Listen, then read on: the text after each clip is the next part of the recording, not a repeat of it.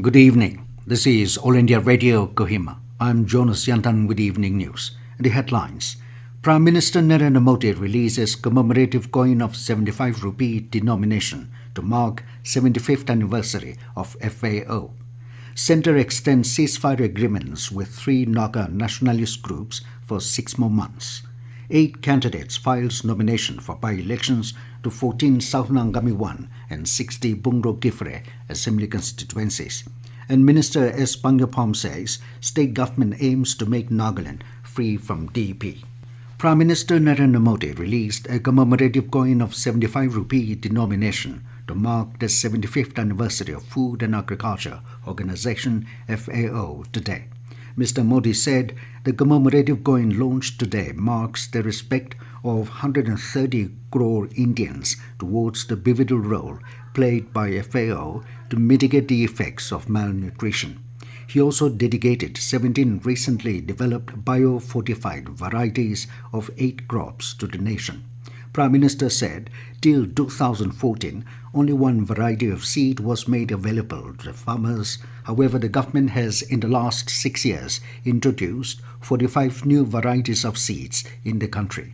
He said even when the world was reeling under the corona pandemic, the government reached out to the people in the country and ensured availability of nutritious food to over 80 crore people.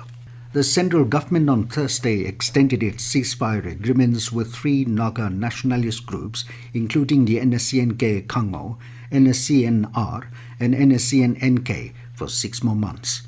The ceasefire extension agreements, which will last till April 2021, were signed separately at the Office of the Chairman Ceasefire Supervisory Board (CSFB), Ceasefire Monitoring Group (CFMG) in Kohima, official sources informed. The union government was represented by Chairman CFMG, CFSP Lieutenant General A.S. Bedi, DGB Nagaland DJ Longkama, Commissioner Nagaland Rovilato Mo, Brigadier Abhinav Gurha of IGAR North, and Surender Singh for DIG Operations, CRPF.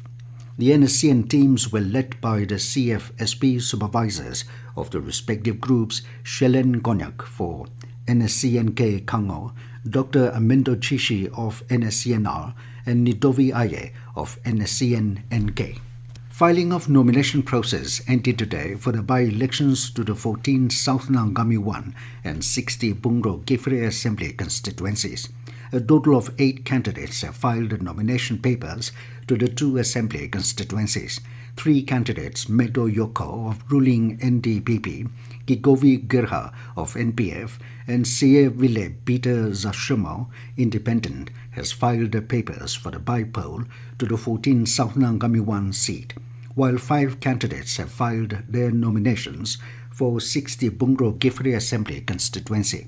They are Kashio Anar of Congress, Lirimong Sanctum of BJP, K. Shelum Tong, T. Yangseo Sanctum, and Kyusumio Yumchunga as independent candidates. Meanwhile, scrutiny of nomination will take place tomorrow, and the last date for withdrawal of candidature is October 19th. Polling to these 2 constituencies will be held on November 3, and the date of counting will take place on November 10th.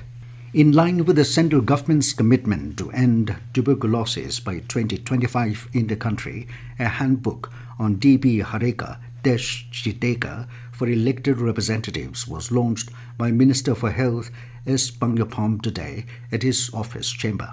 Launching the handbook, Pom said, responding to the government's call to end DB by 2025, the National DB Elimination Program (NTEP) Nagaland, with the support of the state government, aims and commits to reduce DP burden in terms of incidence, prevalence, morbidity, and mortality to make the state free from tuberculosis. The minister urged upon every elected representative and citizens of the state to extend their continuous support to eradicate DP in fulfilling the National Strategic Plan. State IEC Officer of NTEP, Tangjambeni M. Mzoy said, DP Hareka Desh Jidega campaign has been launched with an aim to eliminate DP from India. She said the main purpose of this handbook is to proactively engage more elected representatives such as MLAs, members of Zilla Parishad, VTB members and Gram Panchayat or Gram Sabha to help address social stigma as well as to promote advocacy and community involvement in DP program. In this, Humjoy said, the MPs and MLAs can help the nation in the fight against DP by adopting the localities in their constituencies and pledging to make them DP-free and help achieve the national DP elimination target by 2025. And as the nation fights COVID-19 pandemic, let us all remember to stay safe and protected by following the 3 simple steps. Wear a face mask, wash hands frequently, and follow social distancing. This news comes to you from All India Radio, Kohima. Nagaland reported 112 COVID-19 positive cases today, taking the state's tally to 7,604, while 91 patients recovered from the infection. Of the 112 new cases, 64 were detected in Dimapur, 21 in Kohima, 20 in Mokokchung, 3 from Mon, 2 in Dwensang, and 1 each from Longleng and Peren. While the recoveries were reported from Dimapur, with 62 people tested negative, 21 from Kohima, and 8 in Mon. With a total of 6,046 recovered cases and 17 COVID deaths in the state, the number of active cases stands at 1,466. The government has lifted all restrictions on export of alcohol-based hand sanitizers. Directorate General of Foreign Trade in a notification said the export of alcohol-based hand sanitizers in container with dispenser pumps is free for export, making export of alcohol-based hand sanitizers in any form or packaging freely exportable with immediate effect. Food Processing Industries Minister Narendra Singh Tomar today virtually inaugurated the India International Food and Agri Week. Addressing the inaugural session, Tomar said Indian food processing sector is 32% of India's food market. The minister said proper marketing and latest technology can lead to greater development of the agricultural sector and significant steps taken in this direction. He added that with 3.4% GDP growth rate, agriculture sector has contributed hugely to India's economic growth even during COVID times. Tomar said the ministry has started an awareness campaign named Anna Devo Power to mark this occasion. He stressed that along with increasing awareness about the value of food, we must also focus on reducing food wastage.